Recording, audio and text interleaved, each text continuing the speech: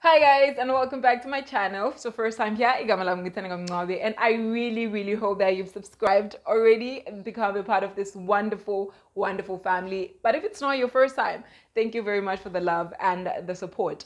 Anyways, on my last video, we did a bit of unlearning, and today I want us to do the opposite and learn. Just and Wanili, on the title of the video, we'll be talking about rejection, and I think all of us have like an idea of what rejection is. But man, on this channel, we believe in God, and believing in God sometimes means having a different meaning to things. And yeah, I just want us to unpack that a little bit. And yeah, let's not waste any more time. Let's just dive straight into it.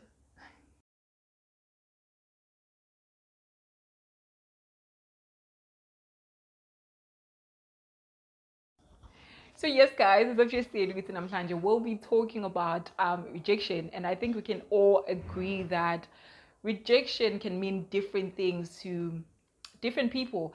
And to me, rejection has been God's way of like redirecting me and showing me that maybe the plans that I've made for myself, or like the path that I'm trying to take, is not really, or like does not really align with what He has planned for me. And it is very unfortunate that we've been taught to like, when we're trying to do something or when we experience rejection, we should just keep on.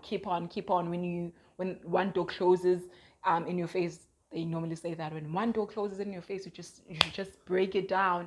And I believe that, not that I think, I believe that if something is from God, like, you don't really need to force it, so with that with that knowledge, we should understand, we see sometimes rejection just really means redirection. And yeah, you don't really need to break down the door. You should just go back to God and just ask Him, pray for a spirit of discernment. Instead, ask God to just show you the lesson He's trying to teach you from that rejection.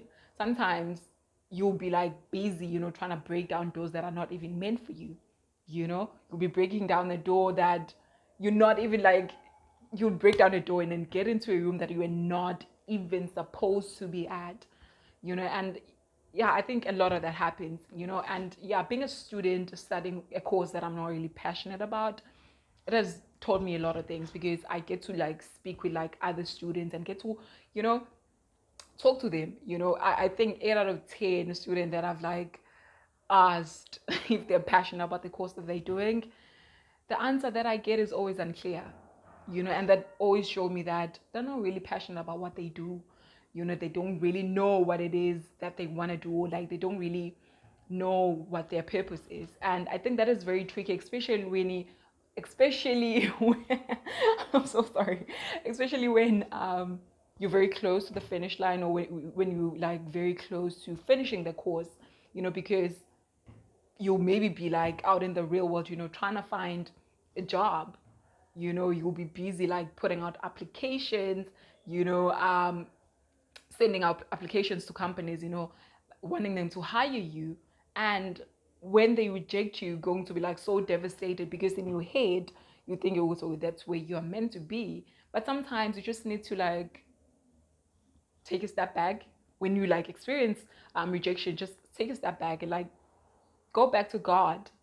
Just think, oh, okay, is this really rejection, or is this, a lesson that I need to learn, or is this like God's way of trying to like show me, Uti, this is not the path, or this is not the way, or the plans that He has for me. We all talk about like wanting God's plan to prevail in our lives, but I think a very few, like handful of people actually mean that.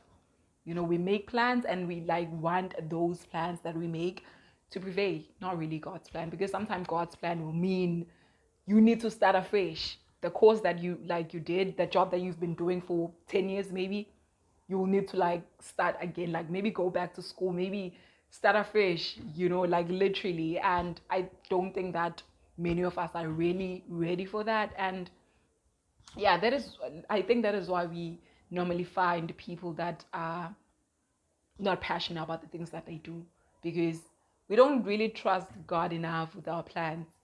Or not really with our plans, but like we don't really trust Him enough with His plans for our lives. because if we really did, then we wouldn't settle. We wouldn't settle for jobs. We wouldn't settle for the cause that we're doing. We wouldn't settle for friendships, for relationships, for nothing, because we'd understand that God's plan is like greater than anything. So yeah.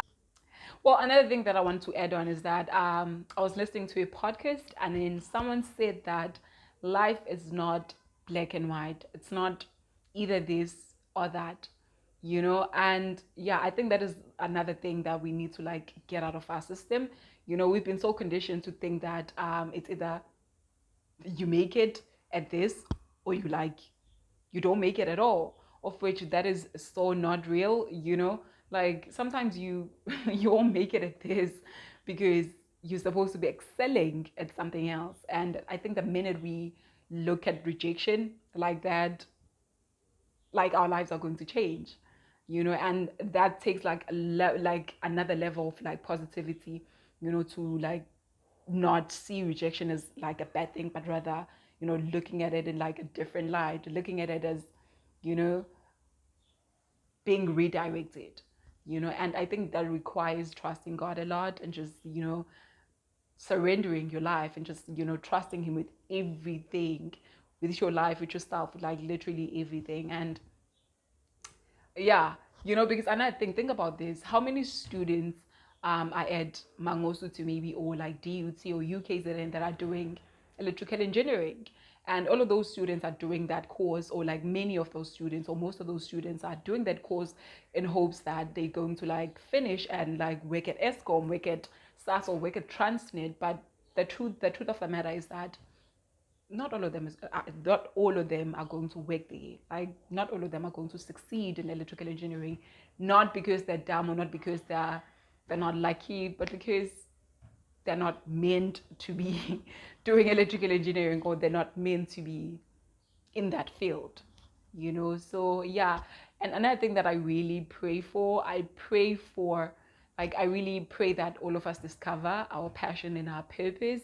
you know yeah, because yo guys, like the minute you understand your passion and your purpose, like your life just completely changes. It's like it becomes the beginning of your life. It's like uzalwa kabusha, I don't know. And I really really hope that for everyone, because wow.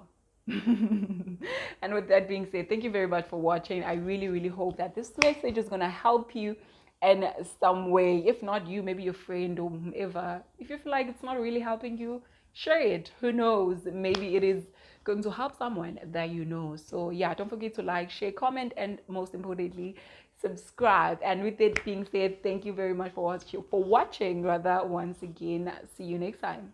Love you.